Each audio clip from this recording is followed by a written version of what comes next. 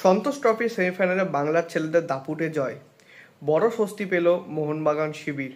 মনবীর সিংকে চাইছে মোহামেডান এবং ইস্টবেঙ্গল। তো hello guys, welcome to channel Bong MSA Bong নতুন ভিডিওতে আপনাদের সবাইকে আরো একবার স্বাগত। আজকে আমি নিয়েছি ইন্ডিয়ান ফুটবল আপডেট সারাটি পর্ব। তো চলুন একদমই দেরি না করে ভিডিওটা শুরু করা যাক।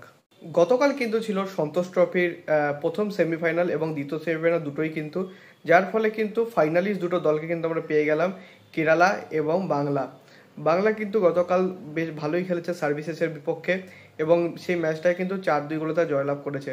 প্রথমে তারা 3 গোলে কিন্তু এগিয়ে ছিল, তারপর সেখান থেকে তারা 2 গোল কনসিড করে। একসময় মনে হচ্ছিল সার্ভিসেস হয়তো বা 3-3 করে দিয়ে তারা সমতা ফিরিয়েও আনতে পারে, বাট সেটা কিন্তু হয়নি, উল্টা আরও একটা তারা গোল খেয়ে যায় এবং ম্যাচের শেষের দিকে 4-2 গোলে কিন্তু বাংলা কিন্তু জেতে এবং এই জয়ের ফলে তারা কিন্তু ফাইনালে উঠে গেল।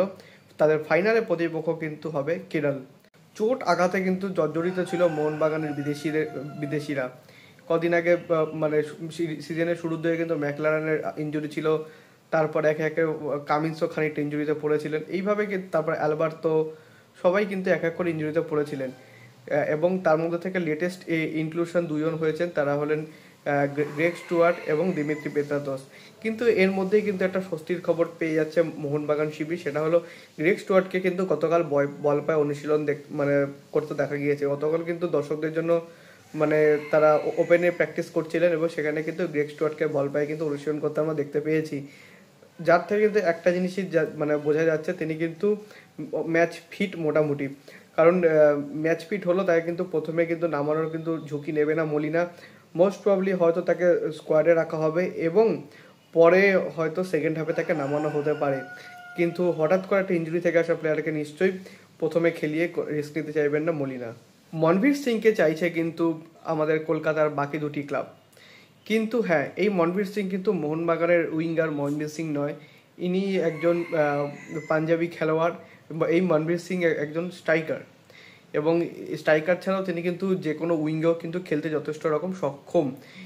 এই প্লেয়ারের কিন্তু বর্তমানে 2025 সাল অবধি চুক্তি আছে জামশেদপুরের জন্য, বাট জামশেদপুরে তিনি যখন সই করে এসেছেন তাকে কিন্তু গেম টাইমের প্রমিস করানো হয়েছিল, বাট তিনি কিন্তু মোটেও গেম টাইম পাচ্ছেন না এবং তিনি তার মূল্যবান সময় কিন্তু অপচয় করতে চাইছেন না, চাইছেন এমন কোনো ক্লাবে যেখানে তিনি কিন্তু নিজের গেম টাইম পাবেন।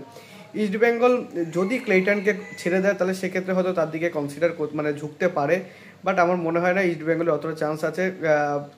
সব থেকে বেশি সুযোগ কিন্তু মোহামেডানের, কারণ তারা ডেভিডকে ছেড়ে দেওয়ার পথে কিন্তু একজন ইন্ডিয়ান স্ট্রাইকারকে অনেকদিন ধরেই খুঁজছিল এবং যেই জায়গাটা কিন্তু মনবীর সিং বেশ ভালোভাবেই পূরণ করতে পারবে বলে আমার বিশ্বাস।